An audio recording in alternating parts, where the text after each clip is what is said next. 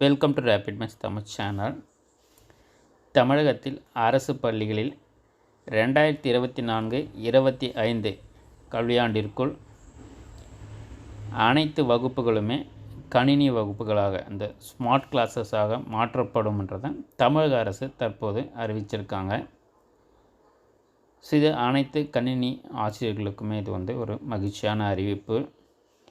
ஏன்னு பார்த்திங்கன்னா, கடந்த பல ஆண்டுகளாக கணினி ஆசிரியர்கள் ஒவ்வொரு பள்ளிகளுக்கும் ஒரு கணினி ஆசிரியரை நியமிக்க வேண்டும் என்ற கோரிக்கை தொடர்ந்து வலியுறுத்தி வந்துட்டு இருக்கக்கூடிய சூழ்நிலையில் தற்போது பார்த்திங்கன்னா அனைத்து பள்ளிகளுமே ஸ்மார்ட் வகுப்புகளாக மாற்றப்படும் என்றதை தெரிவிச்சிருக்காங்க.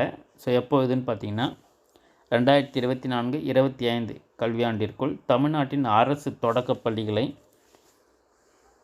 ஸ்மார்ட் வகுப்பறைகளாக மாற்ற அரசு திட்டமிட்டுள்ளதாக தகவல் வெளியாகியுள்ளது. இதற்காக பார்த்திங்கன்னா 700 கோடி செலவில் 2500 ஸ்மார்ட் வகுப்பறைகள் மற்றும் 8000க்கும் அதிகமான கணினி ஆய்வகங்கள் உள்ளிட்டவை செயல்படுத்தப்பட உள்ளதாக பள்ளிக்கல்வித்துறை தரப்பில் கூறப்பட்டுள்ளது. ஏற்கனவே அரசு மேல்நிலைப் பள்ளிகளில் ஸ்மார்ட் வகுப்பறைகள் செயல்படுத்தப்பட்டு வருவது குறிப்பிடத்தக்கது என்றது தெரிவிச்சிருக்காங்க.